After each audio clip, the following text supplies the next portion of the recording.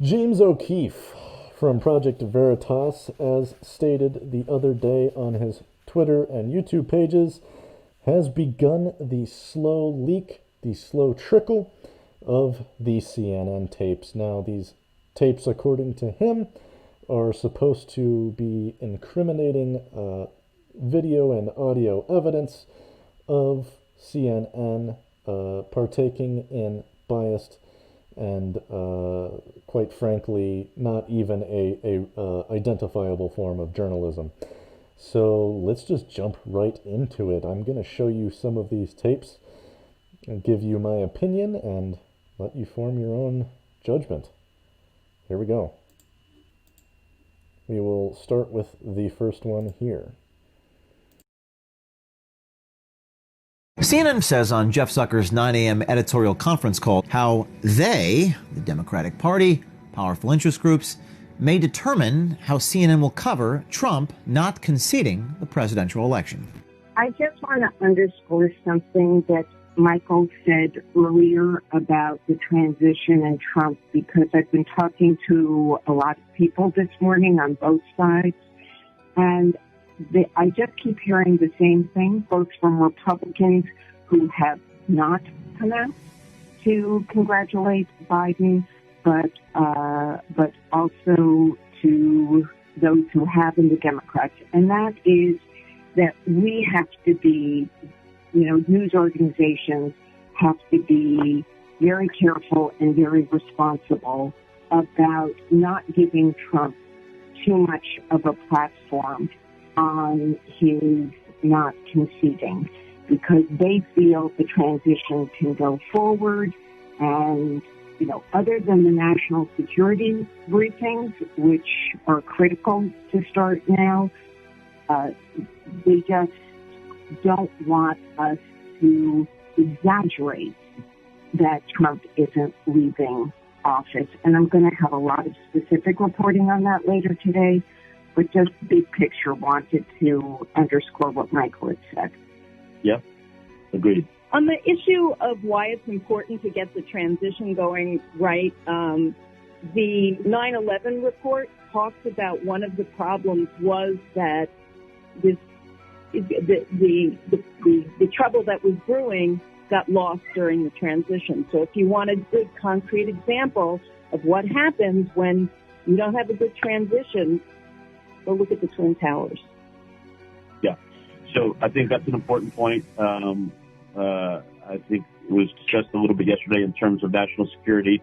I think it's really important to raise again. I would encourage folks to think about, that 9/11 Commission report and the lack of transition.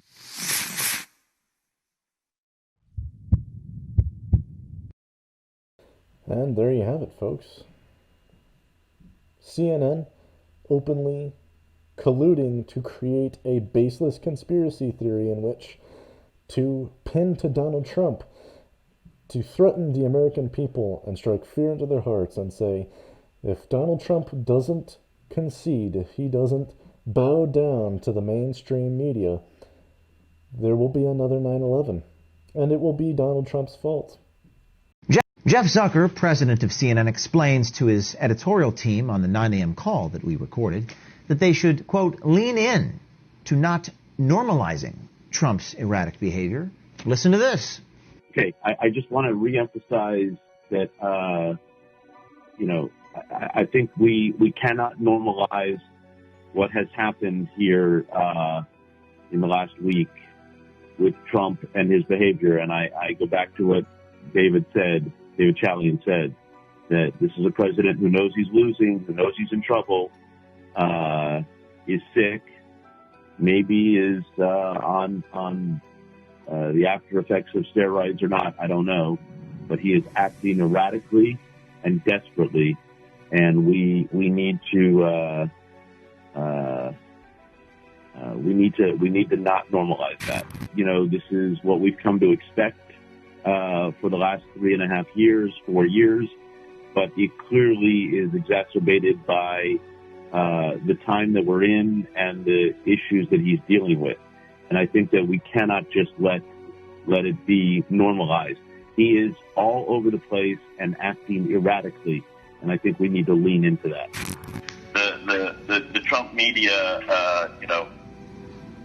moves immediately from, okay, well, never mind that unmasking was, found to be completely nonsensical, to the latest alleged scandal, and expects everybody to just follow suit. So I don't think that we should be repeating unsubstantiated smears just because the right-wing media suggests that we should. Frankly, if we've made any mistake, it's that our banners have been too polite, and we need to go well after Lindsey Graham. There's a ton going on. Let's stay strong. Let's stay newsy. Let's stay urgent. Let's be smart. There is a lot of news out there, and Lindsey Graham really deserves it. Each of these so-called scandals for Trump, each of these things, we should just once again be careful to say that this is the one that is going to undo him with his voters. And to respond to David Chalian's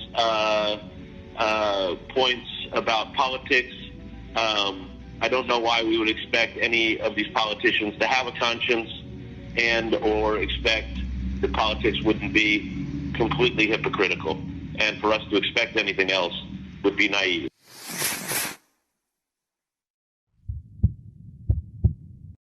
Yeah, I have to say that's probably the most truthful thing Jeff Zucker has ever said in his life, right there at the end. I mean, you hear what these people are talking about. They're saying who they're going to target. They're going to blatantly target certain politicians based on their opinions, based on their narrative, and they are controlling the news and pulling the strings, and they decide what America gets to eat for breakfast. Drink up. Be content with the news. Trust us. We won't lie to you. On the 9 a.m. conference calls every morning at CNN, their top leadership views their competition, Fox News and Tucker Carlson in particular, as racist and misinformed. Roll the tape. Yeah, I was just going to say, if you're going to talk about the story, I think it's unavoidable that you have to talk about the naked racism of Tucker Carlson, because that's really what drove this anti-diversity push. Trump watches Tucker Carlson's show and then reacts. And just as sort of the white supremacy hour they have on Fox News every night, I think you can't disconnect the two. What Donald Trump did last night, for anybody who watches Fox News, he was just airing all of the grievances he hears on Fox News every night. And that's all he did. Hilarious words coming from the man himself, considering that, the Democrat politicians also just happen to air all of the grievances from CNN every single night. I mean, you hear the language that they use. This is what they do. Anti-diversity, white supremacy.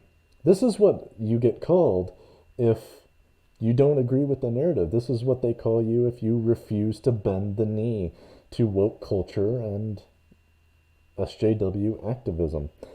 This is what journalism has become. It has become activism. It is not news, it's activism. Conference. But listen on this 9 a.m. editorial conference call at CNN, how President Jeff Zucker chooses to not cover this important story. I think on the Breitbart, New York Post, Fox News rabbit hole of Hunter Biden, which I don't think anybody outside of that world understood last night, the Wall Street Journal reported that their review of all corporate records showed no role for Joe Biden on the Chinese deal. And yes, I do put more credibility in the Wall Street Journal than I do in the New York Post. Obviously, we're not going with the New York Post story right now on Hunter Biden, and which seems to be giving its marching orders to Fox News and the right-wing echo chamber about what to talk about today. Obviously, Hunter Biden's lawyer is quoted in that New York Post piece, and we'll just continue to report out. This is the very stuff that the president was impeached over. This is the stuff that Senate committees looked at and found nothing wrong in Joe Biden's interactions with Ukrainians, and now having an email that perhaps there was a meeting with someone from Burisma is, it seems, Rudy Giuliani's sort of dream-o-vision of how to throw stuff at the wall in these closing days of the campaign. Hey, Jeff, it's just David on the Burisma story, and we should be awfully careful about that, obviously. But I do think there's a media story of what in the world are Maggie Haberman and Jake Sherman doing, retweeting that story. And there they were, actively colluding to suppress a story because it contradicted the narrative. They even admitted that had the same story been about Trump, he would be impeached. What do you think would happen if most people had known about the Biden story? Well, the thing is, nobody did, because they colluded alongside Big Tech to suppress the story and make sure nobody knew about it. According to Senior Vice President of CNN, Cynthia Hudson, recorded on Jeff Zucker's 9 a.m. telephone call at CNN, the reason the Cubans voted for Trump is because they're attracted to bullies. Check this out. Trump has used the communism, socialism rhetoric as part of his hook for the Cubans in Miami.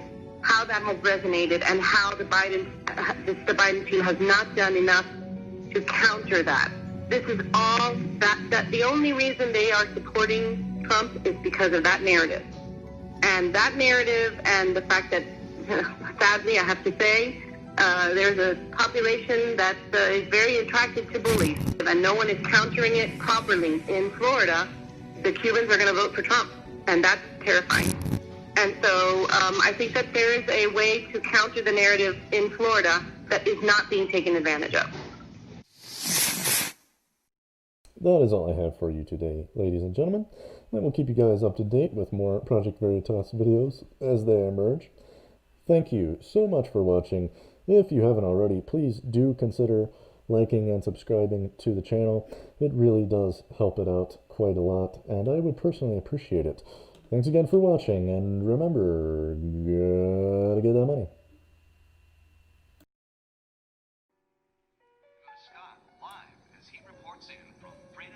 Gigi, I've decided not to leave this town. Maybe I can stay and find some other nice people who will like me and accept me for who I am.